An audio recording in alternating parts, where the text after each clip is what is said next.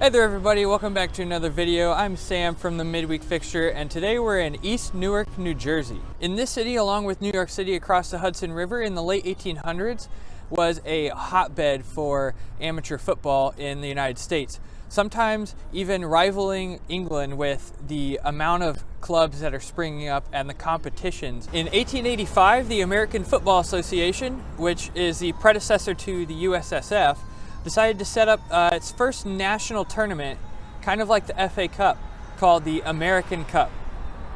And it started out with just a handful of teams from this Newark and New York City area, and later grew to be a fully nationally encompassing competition, going from 1885 to 1924, and later being overtaken by the US Open Cup as the national cup competition. One of the teams in this competition who happened to win the first 3 American Cups was Clark ONT. ONT standing for Our New Thread. The Clark ONT team was started at the Clark Thread Mill here in Newark, which is actually right here behind me. And the team was started in 1883 to provide recreational opportunities for the workers who most of them happened to be immigrants from Europe. So football was the perfect opportunity for them to get out, do some recreational activity, and get involved with the community. With Clark ONT winning the 1885 American Cup, the Clark ONT team alongside the AFA decided that they wanted to go ahead and conduct a match of American players versus Canadian players. And this was actually played right here across the street from me currently at the Clark Field, which is now the Tops Diner parking lot and some residential area. This first friendly game was of course unofficially sanctioned because FIFA would not come around to in existence until 1904, so almost 20 years later. But this game between the Americans and the Canadians was conducted here in Newark at Clark Field on November 28th, 1885, and it was won 1-0 by the Canadians with a goal by a player by the name of Alex Gibson.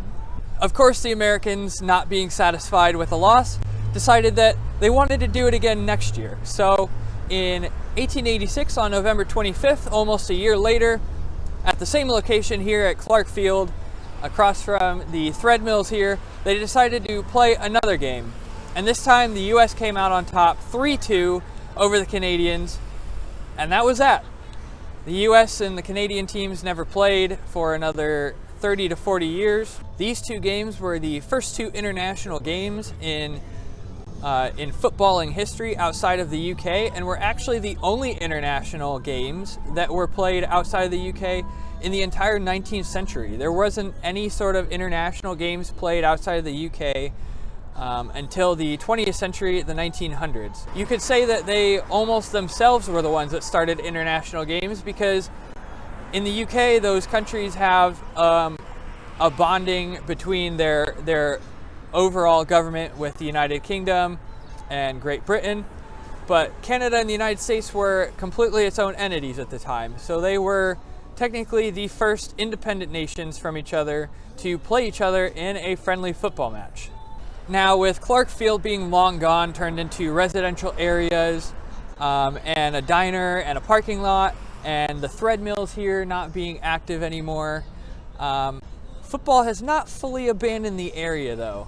You can't quite see it from here due to housing and other things in the way, but a mile and a half down the road to the south, following the Passaic River, lies Red Bull Arena, home of the MLS club New York Red Bulls. I wonder what the players of Clark ONT would think if they were able to see the confusing, intricate, sometimes really convoluted history of soccer in the United States and football in the United States and what it's become.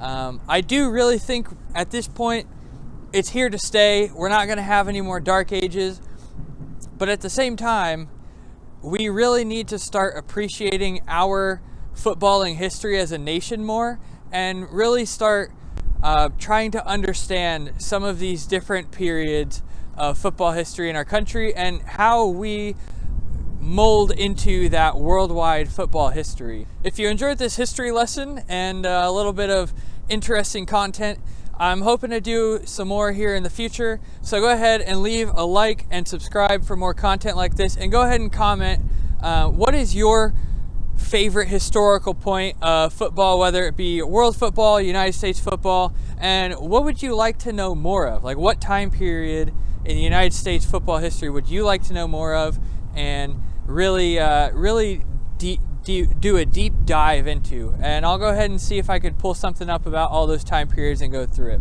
Go ahead and leave a like and subscribe, and you'll see more content on the channel soon.